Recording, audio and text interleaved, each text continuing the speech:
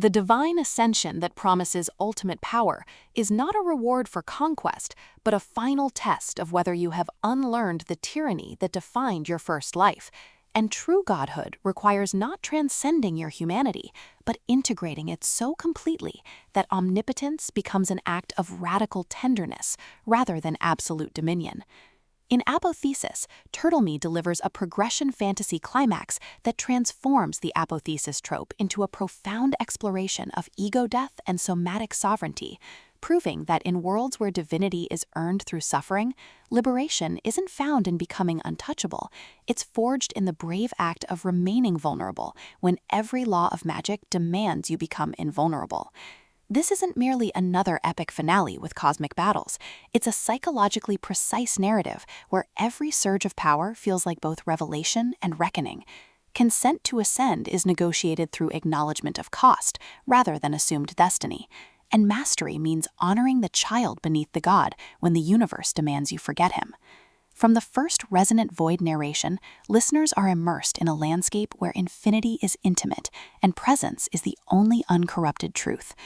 Perfect for fans of emotionally complex progression fantasy and stories where male vulnerability defies genre expectations, this audiobook serves up atmospheric awe, relentless emotional honesty, and a protagonist whose journey from legendary king to sovereign soul resonates with anyone who's ever mistaken supremacy for safety.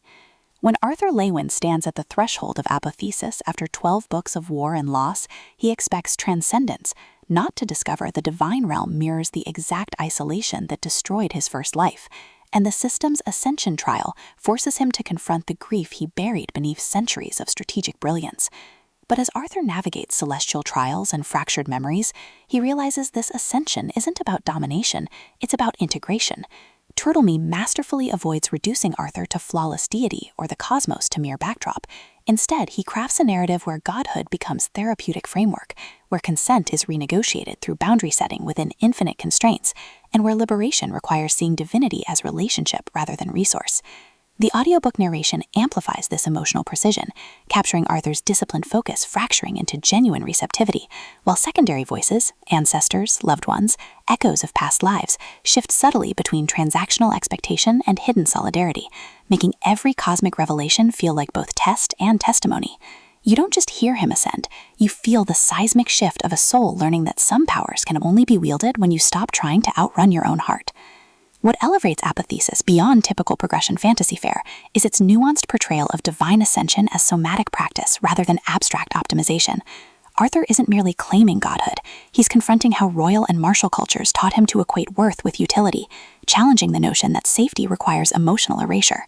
His relationships evolve through acts of radical reciprocity, sharing silences during celestial communion that bypass performance, establishing protocols that protect both cosmic integrity and psychological safety, and defending mortals' right to grieve against factions who mistake compassion for weakness.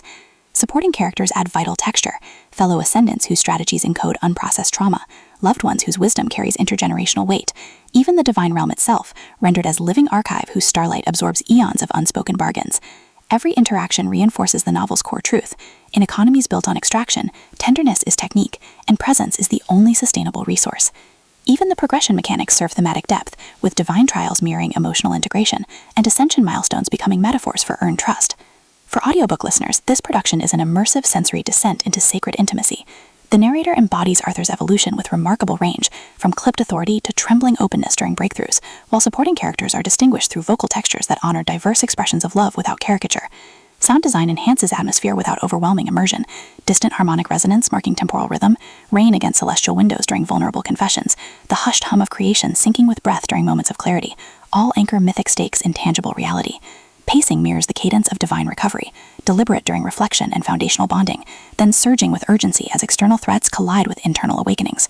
Whether you're commuting through mundane landscapes or sitting in twilight solitude, the audiobook creates a portable sanctuary where slowness feels sacred and embodiment feels lifeline. It's storytelling as somatic validation, transforming passive listening into active participation in a journey where ascension isn't about rising above limits, but about rooting deeper within them. Ultimately, Apotheosis redefines progression fantasy by centering male emotional labor within cosmic frameworks. It satisfies genre cravings for satisfying culmination and cathartic resolution, while delivering substantive commentary on toxic productivity, identity formation, and the radical act of casting your whole self when systems demand fragmentation. Prior series knowledge enriches context, but this volume stands confidently as a complete emotional odyssey for returning readers. If you've ever wondered whether strength can coexist with softness, or if true mastery requires embracing what others fear, this audiobook will affirm that sometimes the most powerful act is simply choosing to remain human. Press play, step into the light, and prepare to believe that even in landscapes shaped by infinity, hearts still find ways to beat. Your next favorite progression fantasy isn't waiting in flawless gods, it's waiting in the brave, trembling choice to specialize in being whole.